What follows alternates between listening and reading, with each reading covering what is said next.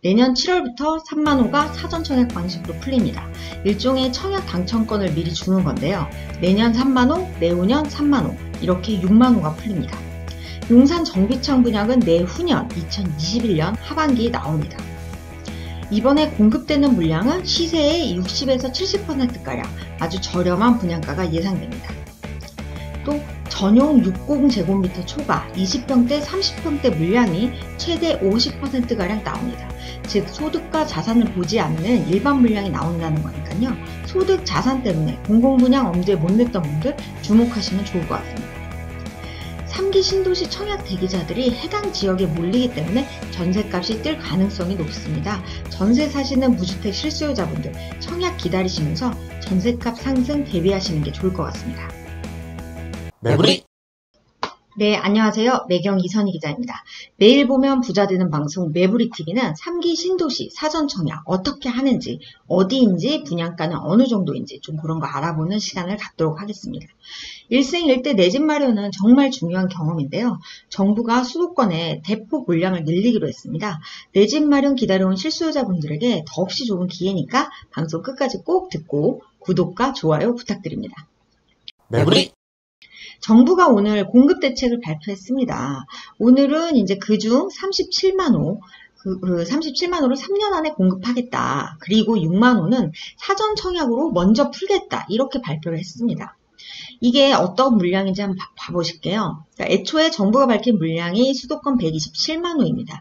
이 중 공공택지 물량이 84만 5천호예요. 여기서 이 공공택지 물량의 44%인 37만호가 2022년까지 즉 3년 내에 공급된다는 거예요. 37만호는 수도권 아파트 물량의 7%에 해당하는 물량입니다. 엄청나죠? 그런데 이 37만호는 어떻게 구성이 되냐면 이 중 임대주택은 13만호예요. 그리고 총 24만호가 청약으로 풀리는 거예요. 그러니까 이 24만호는 이제 사전 청약 6만호, 본 청약 18만호입니다. 그리고 본 청약은 공공분양 6만호, 민간분양 12만호예요. 그래서 이번에 정부가 밝힌 건 공공분양 6만호, 민간분양 12만호 이렇게 해서 총 이제 본 청약과 사전 청약 6만호 이렇게 이번 공급 대책을 밝힌 거예요. 네, 본 청약과 사전 청약이 중요한 거겠죠. 우선 정부가 밝힌 본 청약은 올해 4분기부터 시작됩니다. 그러니까 당장 다음 달부터 시작되죠. 위례지구 2300호. 이거는 저희가 매부리TV에서도 소개를 드렸죠. 위례 신도시편 보시면 되고요. 판교, 대장, 과천, 지정타가 있네요. 내년에는 과천, 주암, 과천, 지정타, 위례. 그리고 내후년에는 과천, 성남, 금토, 루원시티 이렇게 보입니다. 아무래도 지금 정부가 확정한 본청약 그 물량은 좀 적은데요. 대신 사전 청약 물량이 큽니다. 이게 중요한 건데 한번 봐보실게요. 7월에서 8월, 그러니까 내년 7월에서 8월부터 인천 계양 신도시를 시작으로 9월에서 10월 남양주 왕수, 11월에서 12월 고양 창릉, 부천 대장, 과천 지구 등 이렇게 순차적으로 진행이 됩니다. 그렇게 해서 내년 하반기 3만호, 내후년 상반기 3만호 해서 총 6만호예요. 근데 여기서 보시면 아시겠지만 좀 물량은 적지만 서울에서 좀 꽤 공공분양이 나옵니다. 2022년 보시면요. 여기 보면 용산 정비창이 3,000가구, 광서, 마고, 은평 이렇게 좀 물량이 잡혀 있네요. 특히 이 용산 정비창을 정부가 2022년 하반기에는 꼭 공급을 하겠다 이렇게 설명을 했거든요. 그래서 아직 지금 용산 정비창 그 분양까지는 2년 정도가 남았습니다. 그래서 용산 정비창 공공분양을 생각하시면 아마 지금부터 좀 거주 요건 채우시기 위해서 좀 준비를 하셔야겠죠. 네, 그리고 모두가 기다리던 과천 청사부지 태릉 CC는 아직 안 나왔어요. 근데 여기는 그러면 청약을 안 한다는 게 아니고 정부가 이 태릉 CC는 이제 상반기에 그 교통대책을 수립 후에 과천 청사부지는 청사 활용 계획을 수립 후에 캠프킴은 미군 그 반환 후에 서부 면허시험장은 면허시험장 이전 계획 확정을 한 후에 공급을 하겠다고 합니다. 이번에 이 공급 계획에서 뺀 이유는 그동안 이제 사전 청약을 할 때 이 사전 청약 기간이랑 본 청약 때까지 기간이 너무 길어서 사전 청약 당첨된 분들이 그냥 기다리다가 포기한 분들이 있어요. 그런데 이렇게 괜히 괜히 이제 사전 청약을 했다가 본 청약 때까지 기간이 너무 길어져서 포기한 분들이 생기지 않도록 이제 미리 그런 뭐 교통계획 수립이나 뭐 청사 이전 계획 이런 것들 좀 사전 작업을 얼추 다 하고 그렇게 확정된 후에야 이제 공급 일정을 내겠다 이런 취지로 해서 이번에 지금 뭐 태릉이라든지 이런 데가 좀 빠졌다고 합니다. 그래서 아무튼 정부는 빠른 시일 내에 이번에 빠진 이런 곳들 사전 계약 일정을 발표하고 내년 중 사전 청약을 이뤄줄 수 있도록 하겠다 이랬으니까 지금 뭐 태릉 CC나 과천 청사부지, 캠프킵 이런 데 기다리시는 분들은 좀 내년 사전 청약 좀 기대해 보셔도 좋을 것 같습니다. 그럼 우선 정부가 지금 내년 7월부터 사전 청약을 밝혔는데 이 사전 청약 좀 생소해요. 그래서 오늘은 이 사전 청약은 무엇인지 이 Q&A 방식으로 한번 풀어보도록 하겠습니다. 네, 사전 청약은 무엇이 다른가요? 네, 사전 청약은 본 청약보다 1, 2년 청약을 빨리 하는 거예요. 우리가 통상 주택을 착공했을 때 이제 본 청약을 하죠. 그러니까 일반 분양을 합니다. 그런데 사전 청약은 이 사업 승인 전 단계, 주택 착공, 그러니까 삽뜨기 전에 먼저 청약을 받는 거예요. 그러니까 일종의 그 청약 그 대기표 같은 거라고 보시면 됩니다. 사전 청약의 장점은 무엇인가요? 네, 사전 청약은 어차피 뭐 똑같아요. 사전 청약을 받더라도 본 청약 때 그 청약 그 당첨을 확정을 지어야 해요. 그래도 뭐가 다르냐? 아무래도 이제 우리가 공급이 언제 나올지 하염없이 이렇게 기다리고 그러다 보면 사람들이 좀 불안해지는데 이거는 먼저 당첨권을 준 거잖아요. 그러니까 청약할 때까지 1, 2년 기다리지 말고 먼저 너한테 당첨권, 예비 분양권 같은 걸 주겠다. 뭐 이런 취지입니다. 그래서 아무래도 심리적인 뭐 안정 그런 효과가 좀 있겠죠. 사전 청약 요건과 본 청약은 무엇이 다른가요? 네, 기본적으로 똑같습니다. 뭐 무주택 세대 구성원, 입주자 저축가입, 뭐 해당 지역 거주 요건 이런 거 다 갖춰야 되고요. 특별공급도 기존 그 특별공급 별도 요건 똑같습니다. 그리고 사전 청약 시 소득 요건이 충족이 됐는데 그 사이 1, 2년 동안 연봉이 올라갔습니다. 그래서 소득 요건이 초과하는데 이럴 경우 본 청약은 어떻게 되나요? 사전 청약을 받을 때는 이제 입주자 모집 공고 시점을 기준으로 이제 소득과 자산을 봐요. 그래서 그때 만약에 이게 자격 요건을 통과를 하면 본 청약 때 내가 뭐 소득이 늘거나 자산이 늘었다고 하더라도 그 이유로 탈락을 하지는 않습니다. 그러니까 입주자 모집 공고 사전 청약 받을 당시의 소득과 자산만 맞으면 된다는 겁니다. 정부가 특별 공급을 늘린다고 했는데 이번 사전 청약 때도 그대로 적용되나요? 네, 이번 사전 청약 물량의 55%가 특별 공급으로 풀립니다. 그러니까 30%는 신혼부부 특공, 25%는 생애 최초 특공으로 풀려요. 그러면 여기서 어떤 인사이트가 나와요? 네, 신혼부부들과 결혼을 계획 중인 분들, 이런 분들 또 아니면 한 번도 주택을 사지 않으신 분들, 이런 분들은 아무래도 특공 물량이 늘어났으니까 좀 눈여겨보시면 좋겠죠. 이번에는 정부가 결혼을 하면 집을 주겠다 이렇게 얘기를 한 거예요. 그러니까 결혼 준비 중인 분들은 좀 참고를 하시면 좋겠죠. 사전 청약이 건물이 착공도 하기 전인데 무엇을 알고 청약을 할 수가 있나요? 사전 청약 때는 입지 조건, 주택 규모, 면적, 세대수, 추정 분양가, 대략적인 설계도를 우선 제공을 합니다. 그래서 우리 실수요자분들이 이런 정보를 보시고 이제 청약에 응하시면 돼요. 그러면 추정 분양가가 실제 본 청약 때와 많이 다른가요? 본 청약 때 정부는 최대한 추정 분양가와 비슷한 수준으로 제공을 하겠다고 했습니다. 그러니까 사전 청약 때 예상한 분양가가 있으면 아마 1, 2년 뒤 본 청약 때 거의 뭐 그대로 갈 수준으로 보시면 될 것 같습니다. 분양가는 얼마 정도 되나요? 지금 이 공공분양은 분양가 상한제가 적용되죠. 그래서 택지비, 기본용 건축비, 가산비를 합한 가격입니다. 정부 설명으로는 주변 시세보다 30% 정도 저렴하게 공급을 한다고 해요. 그러니까 아마 뭐 시세의 70%, 좀 더 싸게는 시세의 60%까지의 분양가도 나오지 않을까, 뭐 그렇게 생각을 하고 있습니다. 자금이 부족한데 지분 적립형으로 받을 수 있나요? 네, 지분 적립형 주택은 지금 정부 설명에 의하면 지분 적립형 주택은 서울시에서 제안을 했기 때문에 이 제도를 지금 구체적으로 검토 중이라고 합니다.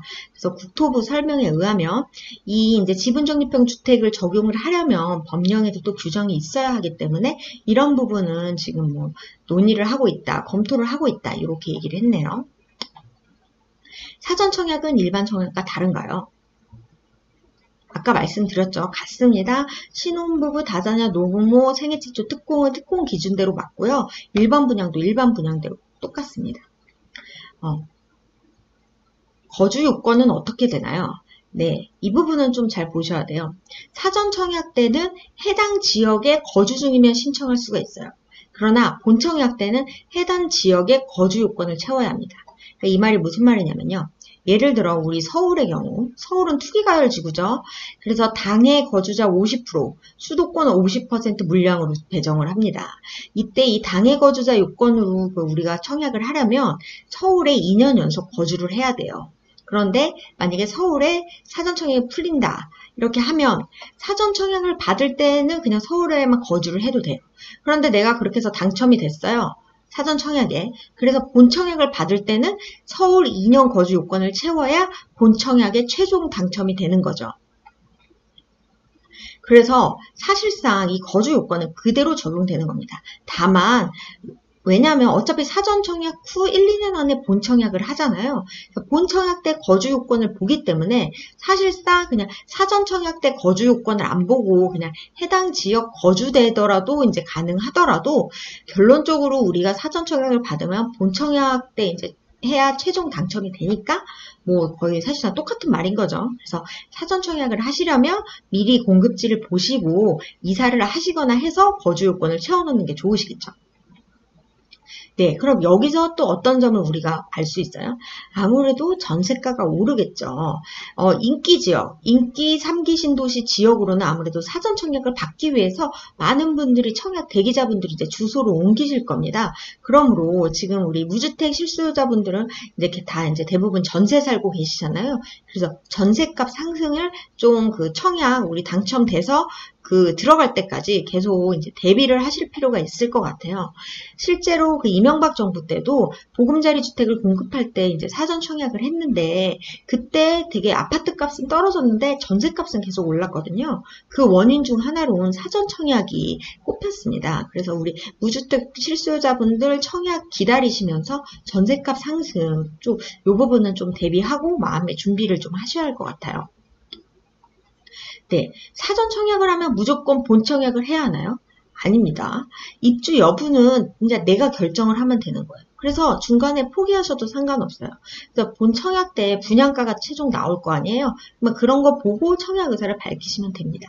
다만 여기서 중요한 건 아까 얘기했듯 본 청약에서 최종 당첨이 되려면 거주 요건을 채워야 하고 무주택 상태를 유지해야겠죠. 그러니까 사전 청약을 받은 후에 뭐 집을 사시거나 뭐 이래가지고 이제 본 청약 때 자격이 그럼 탈락되지 않도록 좀 유의하셔야 될 것 같습니다. 사전 청약한 뒤에 다른 청약을 못 넣나요? 네, 이 부분도 중요하죠. 사전 청약에 당첨이 되면 다른 사전 청약은 못 넣습니다. 그런데 그 외에 민영 아파트나 다른 곳은 넣어도 됩니다. 그러니까 예를 들어 제가 내년 7월 인천 계양 사전 청약에 당첨됐어요. 그러면 내가 10월에 있을 남양주 왕숙 사전 청약은 못 넣죠. 왜냐면 같은 사전 청약이니까. 그런데 내가 7월에 인천 계양 사전 청약엔 당첨됐어도 서울 민간 아파트 그 둔촌주공은 넣을 수 있겠죠. 왜냐면 이건 사전 청약이 아니니까요. 그렇게 해서 내가 둔촌주공이 됐어요. 그러면은 사전 청약 당첨을 포기하면 되겠죠. 그러니까 결론은 사전 청약 당첨자와 그 세대에 속한 사람은 다른 분양주택의 사전 청약 신청은 제한됩니다. 그러나 뭐 다른 민간 아파트 뭐 그런 다른 분양 사전 청약이 아닌 다른 분양 본 청약은 된다는 거죠. 사전 청약 당첨 시 재당첨 제한 적용 여부가 있나요? 사전 청약 당첨자는 본 청약 전까지 재당첨 제한을 적용받지 않습니다. 본 청약을 해서 최종 입주 여부가 확정될 때 그때부터 재당첨 제한을 적용받습니다. 왜냐하면 사전 청약 자체는 일종의 당첨이지만 약간 예비 당첨 같은 거잖아요. 그러니까 최종 당첨이 아니기 때문에 그 재당첨 제한을 적용받지 않는다는 겁니다. 사정이 생겼는데 사전 청약 당첨권 그냥 포기해도 될까요? 네, 언제든지 포기를 할 수 있고요. 다만 정부는 이제 사전 청약부터 본 청약까지 기간을 최대한 짧게 해서 이제 기다리시는 동안 많은 분들이 포기하지 않도록 뭐 그렇게 하겠다고 했습니다. 공급 평형이 어떻게 되나요? 네, 중요한 게 공공분양은 그동안 대부분 60m² 이하, 그러니까 10평대, 이 소형 평수가 너무 많아서 좀 아무래도 실수요자분들의 만족도가 떨어졌어요. 그런데 이번에 정부는 60에서 85m², 그러니까 뭐 24평이나 32평 이런 중소형, 중형평형, 소형평형을 좀 30에서 50%까지 끌어올리겠다 이렇게 얘기를 했습니다. 아무래도 좀 실수요자분들의 좀 만족도가 좀 높을 수 있을 것 같고요. 그 다음 또 다른 포인트는 뭐죠? 네. 공공분양이 60m² 초과분은 일반 분양 때 소득과 자산 요건을 보지 않죠. 그래서 그동안 소득과 자산 요건을 못 맞춰서 공공분양을 포기하셨던 분들은 이 부분을 좀 관심 있게 보시면 좋을 것 같습니다. 그럼 사전 청약은 단점이 없나요? 주의점은 무엇일까요? 네, 아까 얘기했듯이 사전 청약은 본 청약까지 기간이 길면 아무래도 많은 분들이 포기를 할 수 있겠죠. 언제 청약을 받나, 언제 우리 집 지어지나 하고 계속 몇 년간 기다리셔야 하는 거예요. 그래서 이 부분은 정부가 근데 확실하게 이제 우리가 1, 2년 내에 본 청약을 하겠다고 확언을 했으니까 좀 지켜볼 필요가 있고요. 또 다른 문제는 과연 그 1, 2년 뒤에 부동산 분위기가 지금과 같을 것이냐, 이것도 좀 주의하셔야 될 부분이에요. 그러니까 사전 청약을 우리가 받고 1, 2년 때 본 청약을 하잖아요. 그런데 지금은 뭐 부동산 분위기가 좋아도 2년 뒤에는 뭐 집값이 좀 떨어지는 분위기라든지, 뭐 그러면은 아무래도 좀 사전 청약을 많은 분들이 포기를 할 수가 있겠죠. 그래서 실제로 이명박 정부 때 그때 보금자리 주택을 이제 사전 청약으로 그 진행을 했는데요.